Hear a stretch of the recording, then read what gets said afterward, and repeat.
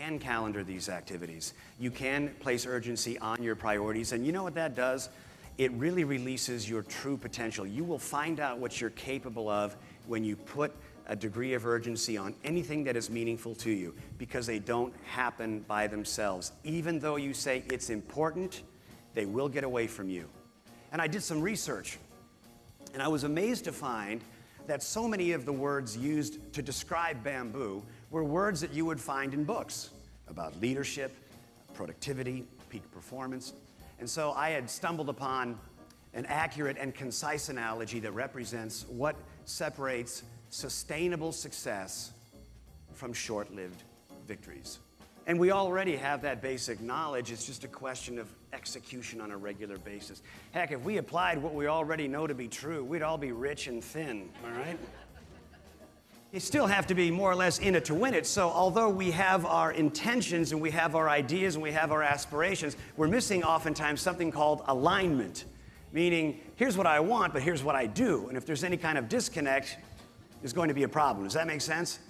People tell me all the time, hey, I'm going to write a book. Hey, that sounds great. What do you have so far? And they say, well, just have the outline so far. I say, that's good. How long is it? They say, it's just 2 words. It's just the outline so far, but I've committed to writing it in Times New Roman. Now, if you know about bamboo's potential, it would be easy to wonder why your newly planted bamboo doesn't look like all the others in the colony. I mean, what's happening during those first few years? Is it growing at all? Well, the answer is yes. What's happening is it's establishing a very complex root system that's capable of supporting that kind of magnificent ascent. It's both intensive and extensive. And the lesson here is clear, that too many times we look for quick hits. We want to know that one thing we need to do to change it all. We're looking for shortcuts at times. We want to believe in that overnight success. We believe you can clean your desk and change your life, and that's convenient. But really, if you take your cues from nature, and in particular timber bamboo, you learn that it's very much about foundation first. I was participating, it was a 10K, and I was in last place. Guy in front of me turns around and says, hey, what's it feel like to be in last place, loser? I said, you're about to find out, and I quit.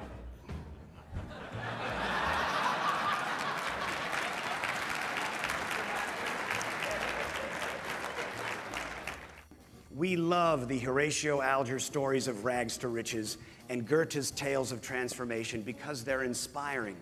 And they keep us in the game with the idea that good things can happen quickly. And sometimes they can.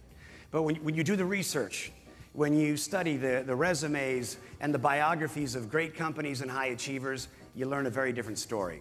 How many of you here by a show of hands wouldn't mind winning the lotto?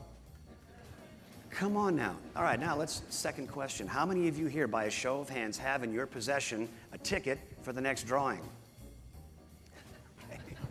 Okay. Well, I guess whether you have a ticket or not, I think your odds are the same of winning. That's been my theory, but.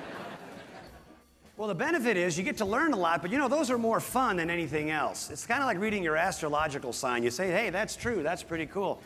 But there is no translation, meaning if these are really the talents and the strengths in your personality that's revealed to you, the question becomes, what am I going to do Monday? If this is true, then what am I going to do? And oftentimes these assessments will stop short, and they don't lead to career path decisions. They don't lead to job assignments. Ladies and gentlemen, that's what this conference has really been all about.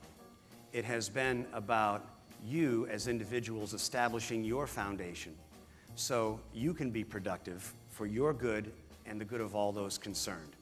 And that if you play it right and you lay your foundation, you can in fact live a life of strength, versatility, and moments like this where you can free yourself up to contribute to worthy causes. And so consider how after today you can move some things to your calendar, share them with the right people, and ask yourself on a daily basis, what am I doing that not only helps me survive yet another day, but will help me plant some seeds that will affect me positively next week, next month, and in the coming years.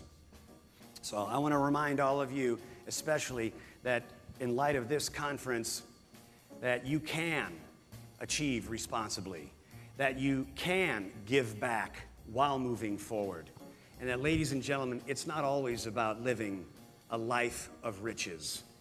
It's about living an enriched life. Thank you.